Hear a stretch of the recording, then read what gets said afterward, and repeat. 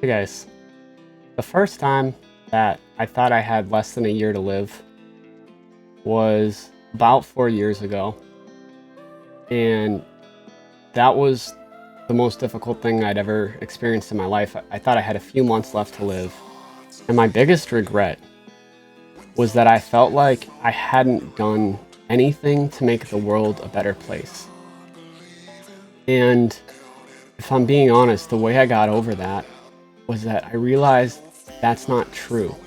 I realized I didn't have to have everyone in the world know the things I'd done to know that I made an impact. I realized that I impacted my friends and my family and some strangers, and it was on a small level, but it made a real difference in those people's lives.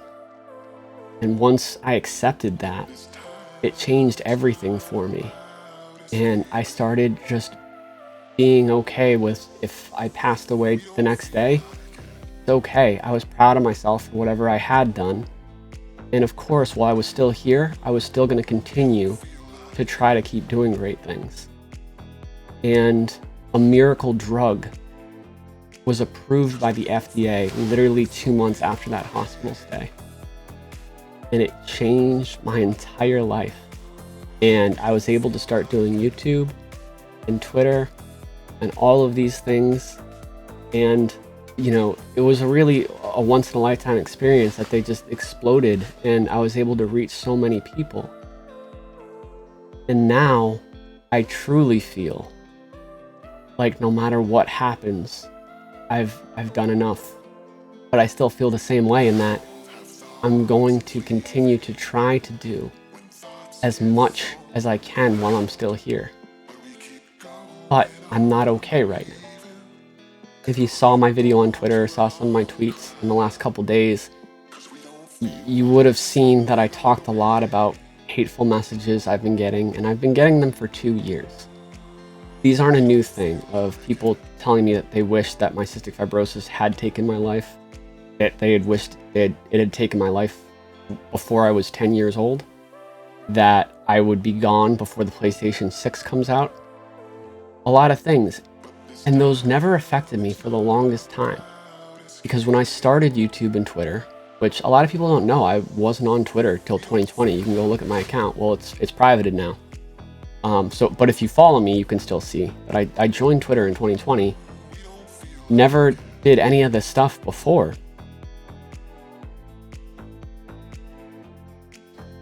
And when I joined Twitter and I started YouTube, I was at such a good place in my life that none of those hate messages bothered me. And I knew, there were times I spent half of my 20s in a hospital bed because of my cystic fibrosis, and there was times where I was literally like a bitter old man. That was my personality. And one thing I used to do a lot of is watch YouTube videos to try to get me past it. And there were times when I would get so jealous and upset, and just upset of being stuck in this hospital room for weeks or months, that I would say these nasty troll comments. I was a troll. And I remember a couple times the creator would reply to my comment, and when I saw that, my stomach dropped. And it was a huge wake-up call, I drug this person down because I'm doing so poorly. So anytime I would get a message like that, my heart would just sink down for that person. And I'd know that even if they would never admit it, and not everyone's like me, maybe they were happy, but to me, 9 times out of 10, that's not what happy people do. That's not what people who are okay do. You just have better things to do with your time than attack strangers on the internet. But the reason those messages started to get to me is because other stuff started going on in my life. My cystic fibrosis isn't great. There's a lot going on with it. A lot of it has to do with my diabetes that I also have. I still have my feeding tube. I need to get 5,000 calories a day, and I'm losing weight. I'm having a hard time keeping it on. I owe lots of money for medical bills, which I really don't want to get into, because the way I'm dealing with that is I'm selling this video game collection, and I will refuse anyone that attempts to do a GoFundMe for me or anything. I have a way. And I'm okay. There's so many people that are much more in need and so many more deserving places for your money to go, if you even think about that for a second. No, if I ever sell all these and have nothing left to my name and need your help, I will tell you. I'm not even sure if I should leave this in the video because I don't want people to think that, but I think if I'm firm that I'm okay and that this is more than enough to cover me, I think that's a good thing. And also, I realize I don't need those. The reason I have all these games is because I was so scared that the end of my life would just be in a hospital bed. And even if that's the case now, I've realized there's other things that I love that I can still do in the real world that I would rather do. So lots of these games I haven't played and I never will play. I bought them because I wanted to play them and I thought I might be at a point where that's the only way I could escape. That's the only journey I could have. But that's not true for me anymore. But what I need you guys to know is that it's not the messages on their own that got to me. I don't want you to attack these people because, like I said, they're people. Maybe some of them are truly evil and truly malicious, but I don't believe that. I believe that they're a lot like what I described. Maybe 1% are, and how are you going to know the difference? I wouldn't attack them or anything because maybe they're in a place where, you know, they're thinking about taking their life and they're kind of they're self-sabotaging because they want that push to do that. And I don't want anyone to feel that way, even the people that attack me. And again, the only reason I'm feeling it is because I have been burnt out, beyond burnt out. I think after a year of doing the PS5 restocks, I reached my limit of how burnt out I was. And then I kept going even after that. Because my motivation was, you know, as sick as I am, I can still help people like this. This is how I can make a difference. But it's like, you know, it's like, this is the lamest metaphor ever, but, you know, on an airplane, when you're going down, you have to fix your oxygen mask first before you can help someone else, right? And the problem is, not only was I getting these DMs full of hate, but I was getting these DMs of people that were thinking about taking their own life. And I hate to say this, but it turned out to be true that some of them were just for attention. And I felt like it was my responsibility to help every single one, or every single one that asked me to help for money, and I couldn't keep up. So then I started to hate myself for that. And I realized, like, no, it's okay, Jake. You got to take care of yourself. You can't help every single person in the world if you're not okay. And it's taken me a long time to accept that, but I finally have. But the problem is, when I kept getting burnt out, I lived my life only half there. It's like Adam Sandler and Click.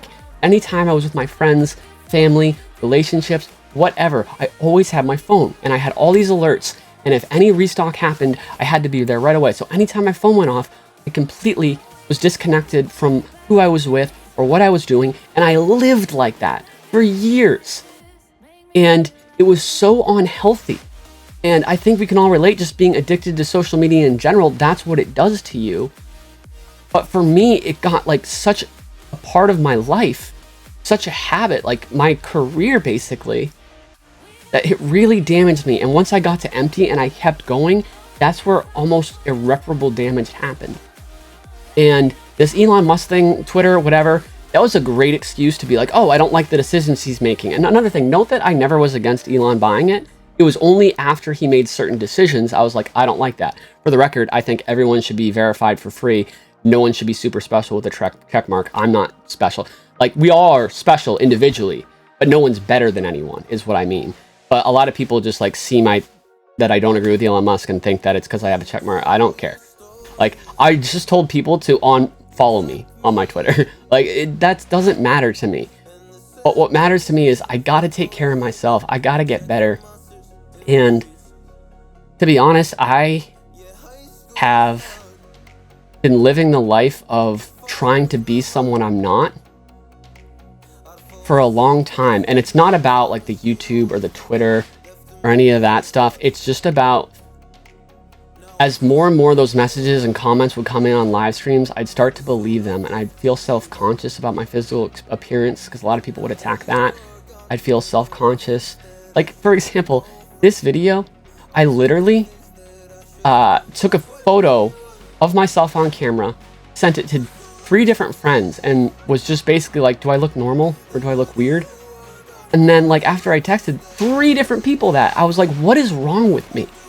I would never care about that before. And it's just because I'm mentally not in a good place right now. And that's okay. Because no one's ever happy all the time. Everyone has to go through something. But to recognize it is really important. So if you're going through something like that, it's okay that you are. Like, it's not okay, but it is okay that you are, as long as you recognize it and take steps to get better, which is what I'm doing. And I just wanted you guys to know that. And, you know, I want to make videos on YouTube again, but like, it got to the point where I would get in front of the camera and just throw up because I was so self-conscious. And how unhealthy is that? Like, I'm saying it out loud and it sounds bizarre, but it's just because every video, every live stream, there would be so many comments, and I let it get in my head because I started doing bad physically. And when you do bad physically, it starts to hit you mentally. And I just want you guys to know that I'm gonna get through this. Like, me stepping away from Twitter, hopefully I can still make YouTube videos. That's my hope. But like, me stepping away from Twitter / social media is me being like, okay, this is something that I need to do for a while. It's unhealthy for me to give my attention to this when I need to reset my mind, to make sure I'm doing everything I can to take care of my body. You know, make sure that I'm not missing any of my feedings through my feeding tube at night, that I'm getting all the calories I need to have. And all those calories are useless if I'm not taking my insulin and correcting my blood sugar. So all this is to say that the real reason why I'm stepping away from everything isn't because of DMs from these individuals, not because of Elon Musk. It's something that I've known in my heart I've needed to do for a while because I need a break and I need to reset. That being said, something like the room tour video or other YouTube videos, if those can feel fun again and healthy, that's something that I'm really excited to do. And as much as it kills me to do this right now, when the holidays are coming up, when in my head I was thinking, okay, this is where I can get back on track, because in the holidays, that's when people start looking for everything again. That's when, you know, I'm at the top of my game. Maybe I can use that to help me feel better. But you know what? Life doesn't go according to plan. And I realized that I need to take a break right now. And if it kills my online popularity or whatever, it doesn't matter. That's never been important to me. The only thing that's been important to me, the only reason I probably got as big as I did, because I only care about trying to find a way to help other people.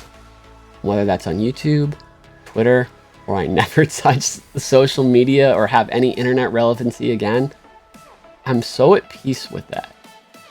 And it feels so good. And that's also part of why I kind of went off, but when I'm selling the games, not only do I not need them, I just am so excited to let go of material possessions. And the games that I actually want to play, I'll buy them digitally. And if there's a really expensive old game that I just have to play, I'll buy the game, beat it, and then sell it. You know what I mean? I don't need to keep these things. And I'm not saying that like you should do the same thing. That's just where I'm at, like in my journey of life right now. So I just wanted to update you guys and let you know. And I'm sorry that this is all like me. But that's what's in my head right now. But I promise, once I take care of me, I still am there for you. And you guys have all been there for me, by the way. The DMs, the replies, the supportive messages. You guys are everything. And it, to this day, makes me feel guilty that I get all that. Because who can be like, I'm feeling sad, and have hundreds of people message them and take care of them? Like, I'm so blessed and so lucky, and I don't take that for granted. So I promise, when I'm okay, I've got your back too. I love you guys so much. I have no idea how long this video is or if anything I said even made sense, but I'm literally just going to upload it and not even watch it once. So, all right. I love you guys. I'll see you real soon, I hope.